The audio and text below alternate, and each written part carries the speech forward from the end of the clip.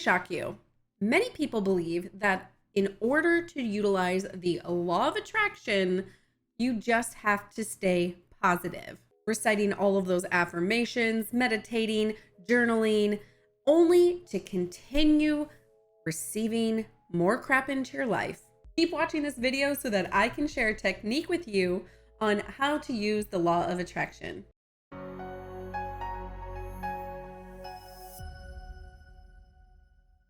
Hey guys, welcome back to my channel. My name is Jenna and I'm here to help you shift your mind. Today we're talking about the law of attraction. This is a very touchy subject because there's so many people out there. Go ahead, search it in the search bar, that if you type in law of attraction or manifestation, they will pop up with attract this in 24 hours. Do this and you'll instantly attract your soulmate within the next 12 minutes. You try these techniques and nothing works. What usually happens is somebody does come around, you think that they're your soulmate, and it turns out to be the same exact relationship that you've had 12 times over. Why does this happen? Well, this is your subconscious mind. What happens is, as we're growing up, we have specific things happen to us throughout our childhood. Now, I'm not going to sit there and go, oh my gosh, your childhood trauma is what causes all of your issues. That may be true, but we can't always focus on the past. What we need to do is become friends with our shadow self. Some of you really super heart-centered people are like, no, negativity is not good. If you focus on it, you'll bring more negativity to you. Not completely true. That's correct that I do not want you to be super negative and sit in that negativity. Because again, vibrations attract each other.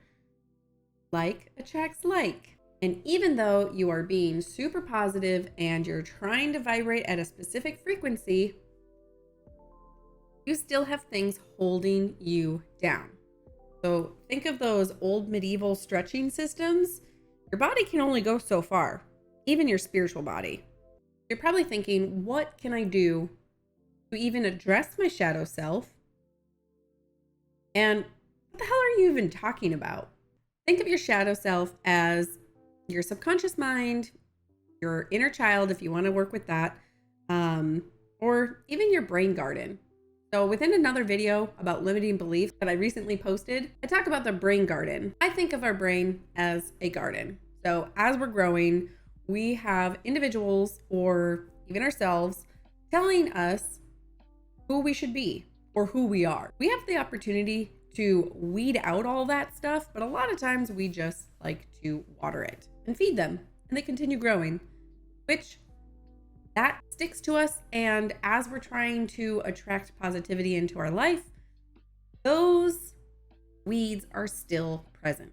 So today I'm going to give you a technique of a couple of questions to ask yourself, well, mainly your shadow self, and use them as journal prompts. So make sure to get out a pen and paper so that you can write these down or put them into a document onto your computer. Let me know how it works out for you. Toss it in the comments below. All right, so let's begin. This is my journal. I do a 6-in-1 method that I learned from another YouTuber, and it has been working out really well this year. I'm excited because it's my first time utilizing this method and it is fabulous. I have in here on these pages a 369 technique from Nikola Tesla that I also learned this year, and my shadow work questions that I broke down. Number 1, what do you want to work on? What is holding you back? You may think this is a pretty easy question or a very common question that all people make you ask yourself, but hear me out. A lot of the times we think we know what we want to work on, but once asking ourselves this question, we start to realize that, maybe there's a lot more to what we're asking or thinking that we're wanting. That's another thing. Be clear about what you want to attract. Maybe I should do a video on that. All right, number 2, invite your shadow self to have a conversation. Now, if you're already listening to this video, you're probably a little bit more spiritual than, say, the average person. I recommend taking a deep breath. maybe 3. Let's do one real quick. If you're sitting, feet on the floor, back straight, chin tucked in slightly. We're going to breathe through our nostrils for 4 and exhale through our mouth for 4. And we begin breathing in. 1, 2, 3, 4. And breathing out. 1, 2, 3, 4. Perfect. You probably already feel a lot less scattered as well as more grounded. Make sure that you always take deep breaths because breathing will bring you back into the present moment. All right. So again, number 2, invite your shadow self to have a conversation. With this, if you start writing something that seems quirky or your conscious mind starts to creep in, stop. Again, go meditate, go take deep breaths, because that is your shadow self coming through. Even though you may think it's quirky or not the correct answer, there's no correct answers here. This is your shadow self. Which brings us to number 3. Start talking to that part of yourself. Whatever starts coming up, or if you do see more visual stuff and you're meditating or maybe on some psychedelics, talk to them. What do they look like? How do you feel in their presence? You know, sometimes I talk to my shadow self and it's me, but younger. So yes, my inner child. And we just sit and hang out. Whatever feels comfortable for you, let it happen. All right. So once you've had a conversation with your shadow self, let's get to the last point, number 4, integration.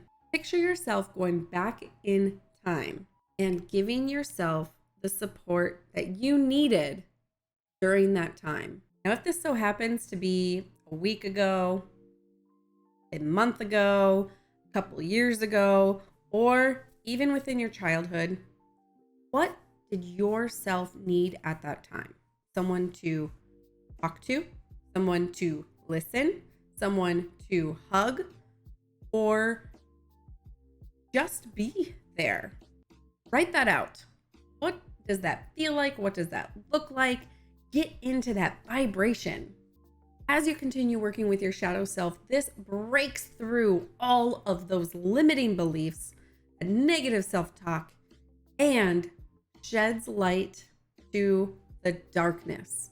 This allows you to live a little bit easier and tap into your dark shadow self to be able to understand why you react to things the way that you do, which makes it easier present day. It allows you to release those limiting beliefs and start vibrating at a higher frequency, which in return allows you to attract what you truly desire. Hope this video has helped you understand your shadow self a little bit deeper. If you have any questions, feel free to throw them in the comment section below. Always DM me on Instagram at I am Jenna Clark. And always remember, geek responsibly.